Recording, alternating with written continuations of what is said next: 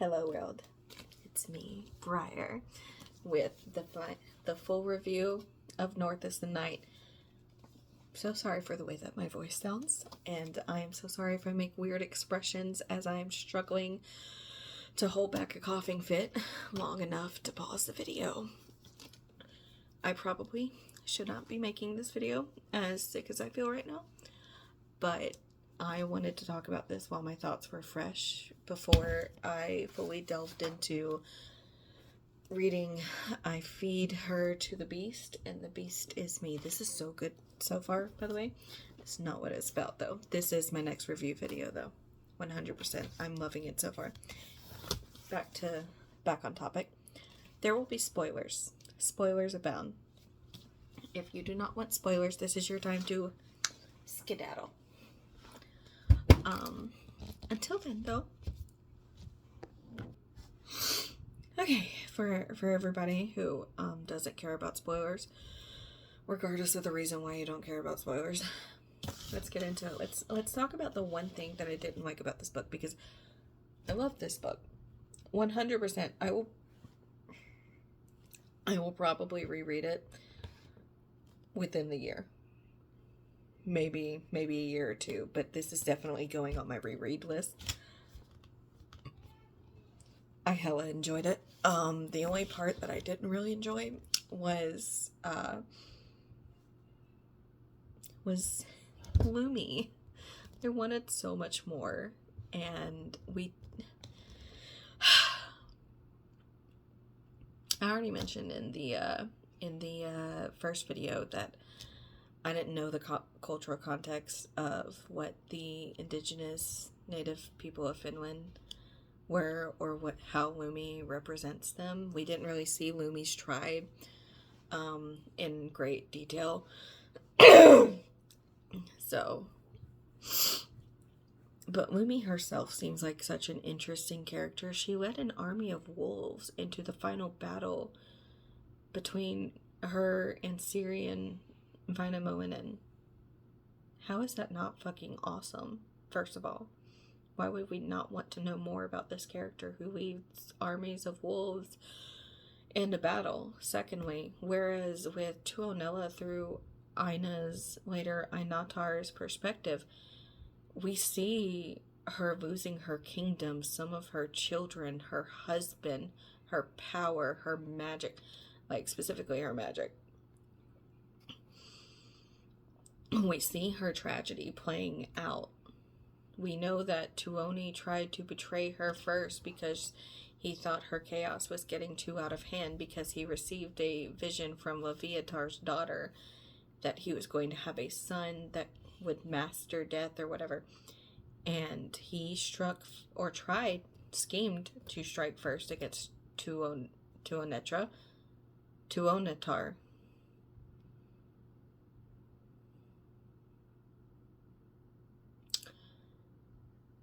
Okay.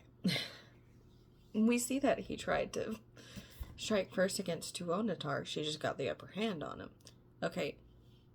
We see her conflict. We see her motivation. We see why she's so angry and why she's so violent and depraved in a lot of cases. Like, she is the embodiment of chaos and violent death. And we don't see even remotely that level of care and thought put into Lumi, and it's frustrating, because I've seen what Emily Rath can do in this book with her characters. Emily, I want more. I want more. I don't want to just hear that Lumi has a witch mother from Vainamoinen, that she wants Vainamoinen's power to like please or whatever. I don't want to hear that from Vainamoinen. I want to see it get played out. I want to see that relationship get played out the way that we saw Tuonetar's relationships play out. I want more. I just want more. And she had such a badass final stand. She was so cool. And like her desperation, her single-mindedness so closely mirrored Ceres. It so closely reflected Ceres. It was like Ceres looking at her own reflection. Why would...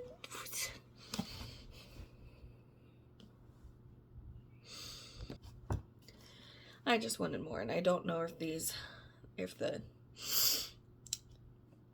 watery eyes are from my coughing or because I kind of want to cry because I wanted more. I was so... This whole book I was looking forward to more on Lumi, and we never got it, and I'm sad. I'm sad about it. That's probably why this is a tentative 4 stars. That's my biggest point of contention. As for things I liked, I actually wound up liking Tuonatar more than I thought I would. Because I can kind of see emotionally where she's coming from. Like, I don't agree with the torture and all the bullshit and the chaos, but also, I'm mortal. I've never been immortal. I've never been a god. I never will be a god. Tuonatar is not mortal. Tuonatar is not alive. She is not dead. She just is. She is an aspect of death manifested and personified. And she truly, even though I will say I don't like how childish she feels, and a lot of times she feels like she is throwing a temper tantrum. I would have liked to see a little bit more menacing oomph from her, you know? That's my one complaint about Tuonatar. She threw too many tantrums. She felt like a 6-year-old playing princess in some scenes, and I don't like that. But as for the other things, like because I feel like she could have been a little bit more intimidating is my biggest problem with Tuonatar. But I like how we can kind of see where she's coming from an emotional standpoint, because it doesn't feel like she understands or cares what damage this can do to the mortals, because she does not see them as thinking sentient beings. Like a lot of animal abusers don't see animals as sentient, feeling and thinking beings, and that's why they lash out at them, whereas they wouldn't lash out at a human. And that is very much how Tuonatar read to me. She read to me like an animal abuser from her perspective, not because I think the mortals of the story are like animals. So I do actually like that kind of play on things. So maybe I'm not as upset about Tuonatar throwing tantrums, because it does speak to abusers and how they act and lose their shit when they lose their power. So, this is why I need to talk things out. I come to realizations. It's glorious. So I actually do like Tuonatar, and I don't know if this interpretation is would be considered a good one as far as Finnish mythology goes. But I really enjoyed the ride, and though I would have liked to see Tuonatar be a little bit more menacing, and she just didn't come off as menacing to me, the reader. I do see why she would be menacing to Einatar, or Aina. I'm so sorry. I keep calling her Einatar because I really like the name Einatar, and I like how it came about. We'll talk about that in a few minutes, I assure you. Because I do have to move kind of fast through this review, because I am very quickly... I feel like I'm going to pass out a little bit, to be fair. Anyway.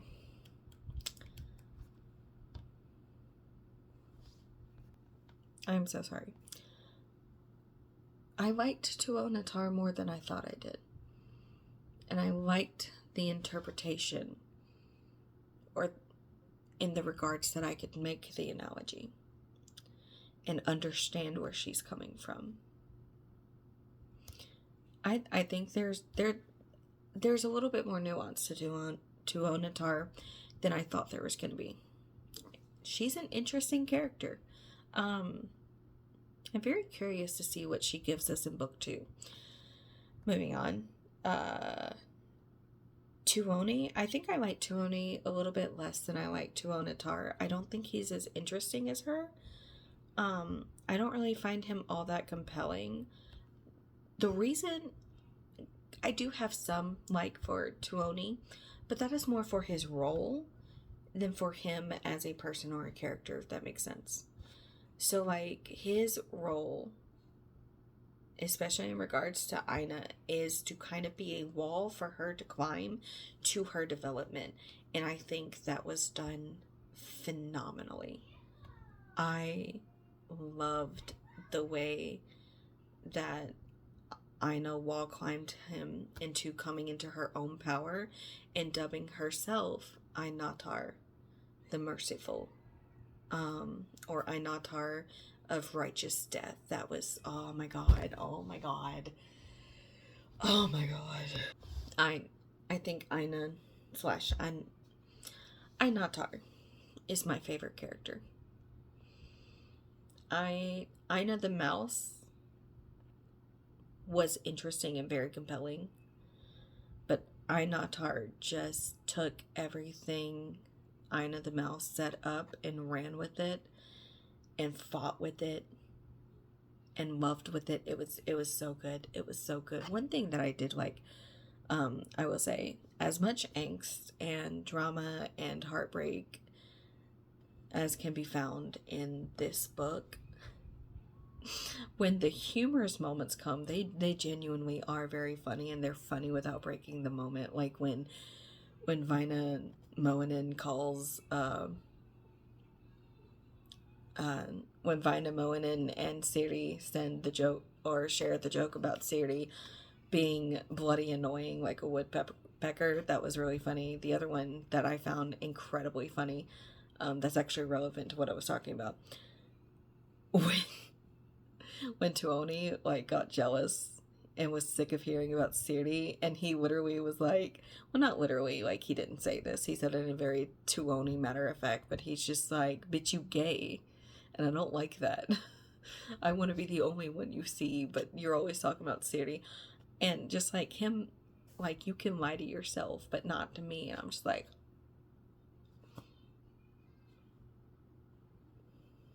that is the one time I laughed at Tuoni reading Aina for Filth. He's just like, you act like you're not gay. And not like in a homophobic way. There wasn't any homophobia coming from it. He was just mad that she liked somebody who wasn't him. And in turn, Ciri is mad that Aina likes somebody who isn't her. So it was so funny. That moment was so funny because so many people clocked me as queer before I ever realized I was queer. I didn't realize that I liked women until I was 20 years old. Literally a month after my 20th birthday. I didn't finalize that into being bi/pan romantic until I was 26. And then I realized that I was on the asexual spectrum at 26. I didn't realize I was non-binary until 27. So, but other people had made all of those guesses. Like, other people were kind of betting on me being a trans guy, me being a lesbian, like some bet on me being asexual, and it's just a lot of people were clocking me as some flavor of rainbow from very young. So seeing it played out in this book by one of the more serious characters was just really fucking funny. I lost it. Even thinking about it now, and it didn't break the moment. It still fed into the drama and the angst. It's not my favorite part in the book, but it's up there. I love that moment. And Ina's still taking some time with the dial-up tone in her head to realize it's like, oh,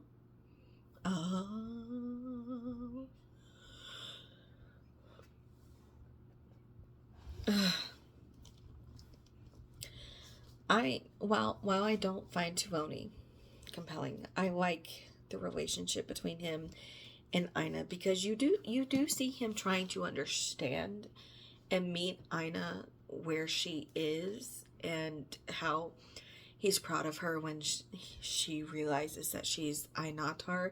And again, he's genuinely putting effort into trying to meet her where she is, but he doesn't understand, and he will never understand where she's coming from or where she is, because he, like Tuonatar, has never been mortal. He has never been alive. He has never been dead. He just bears the burdens. Like, he's probably the closest to understanding what it's like to be dead, because he does bear the pain and the sorrow of prolonged death, as it explains in the book. So, actually, I think I like Tuoni more than I thought I liked Tuoni. So the more I talk about these characters, the more that I like them. I don't like him as a love interest. I do like him as kind of an unknowable force from Ina's perspective. And while there's a lot that she does understand because of the little bond, there's just some things that she can't conceptualize because she is mortal. Just like there are some things about her that he can't conceptualize because he's immortal. So I think that they're a very interesting pair, and I don't hate that they're together. And a lot of my bias, most of my bias for the fact that I don't entirely like Tuoni as a love interest is because once he brought up the fact that Ina liked Ciri, whether she could lie to herself, she couldn't lie to him. After that, I'm just like, oh, yeah, I really want Ina and Ciri to be together now. For at least some portion of the story, I want them to be like partners in a romantic sense, and like together, to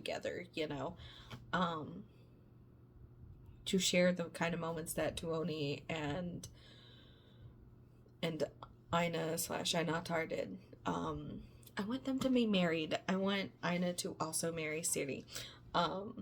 Whether that happens or not, I'm totally fine if it doesn't happen. Like, if she doesn't have like a blood oath marriage to Ciri the way that she does with Tuoni. Am I going to squee to the best of my ability if she does? Absolutely. I love Ina and Ciri as a couple. I love Einatar and Ciri as a couple. I love it. I think they're cute together. I'm softening and warming up to the idea of Ina and Tuoni as a couple, and I would like to go out on a limb as a bi person, and say that I do find Ina to be good bi representation. A lot of AFAB bi people struggle with this idea. We've always been expected to, especially if you've grown up in an ultra purity culture religious bullshit that I grew up into. I grew up expecting to be married. I didn't want children, but I did want a marriage. And much like Ina in the beginning of the book, I didn't really picture any particular man to be married to. I just wanted that next phase of my life because I thought that's what I needed. I thought that's what I needed to be self-actualized as, at the time, a girl / woman. But as I got older, I realized that what I wanted was a little bit more nuanced. And now that I've stepped away from all of that, I realized that, yes, I do in fact want children. And now that I found a partner that I want to spend my life with, I specifically want children with him. I want a marriage, regardless of what it's like. If we're just, God, with him, I wouldn't even care if we were like standing in a Waffle House parking lot and got married while there was like somebody fighting in the background. I don't give a shit, so long as I'm married to him. And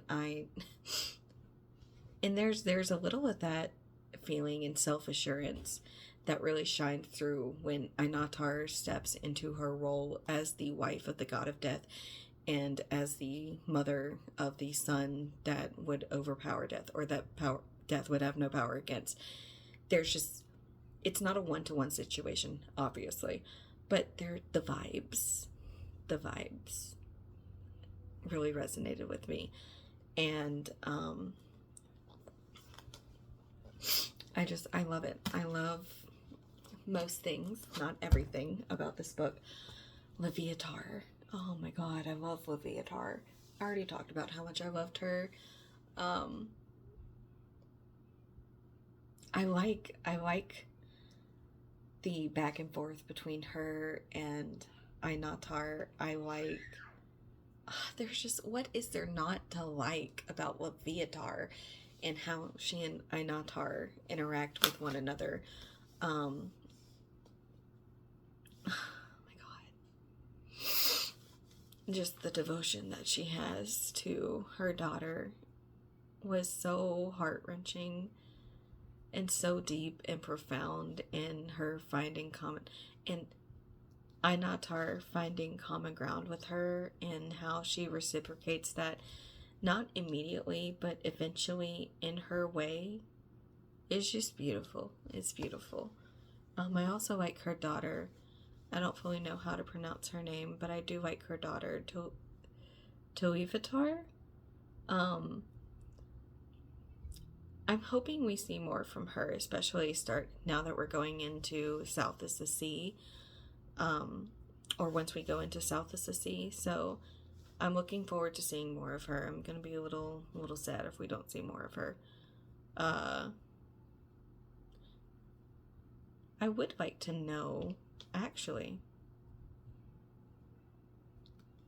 I want to know who the first goddess, not the first, but like the goddess that Ciri saw in the woods before she tore up the Christian cross. I can't remember if that ever got resolved. Maybe that'll be resolved in the next book, but I do want to see that. And that's partially why I'm going to be rereading this book. Probably not this year, because I'm trying to do a book a week thing. But I do need to wrap this up. I like Ciri. I love Ciri. She's my second favorite character. I really liked her relationship with Vainamoinen and the banter, especially when he became whole again. I think it was really, really funny. And then just their final moments together when he asked her to let him call her daughter, and she's like, "I love you, Father." It was sad. It was sad. It was, oh, but it was so beautiful. I had so many feelings. This book made me feel feelings. And then when Tuoni was saying goodbye to Inatar and holding back the river of blades and shifting into his true god form that was all skeletal and whatnot, that was really fucking cool. And then him saying goodbye, and then him and Kalma coming to see the baby, and Ciri being like 100% just Ciri in that moment. All I could think of like was a Doberman pinscher. Like, she was about to tear that bitch apart, and Ina had to hold her back and be like, no, I invited her, bitch. I invited her, step aside. And I'm just like, oh. I love that interaction. That's one of my favorite interactions. When this book does humor, it does it really, really well. And I think this book uses humor very, very smartly. All that to say, I'm really looking forward to book 2. I'm probably gonna go take a nap. But yeah, stay tuned for my review. I think I'm not gonna do a first look. I think I'm just gonna leap into a full review of I feed her to the beast, and the beast is me. I'm invested already. Okay, bye-bye. Good night.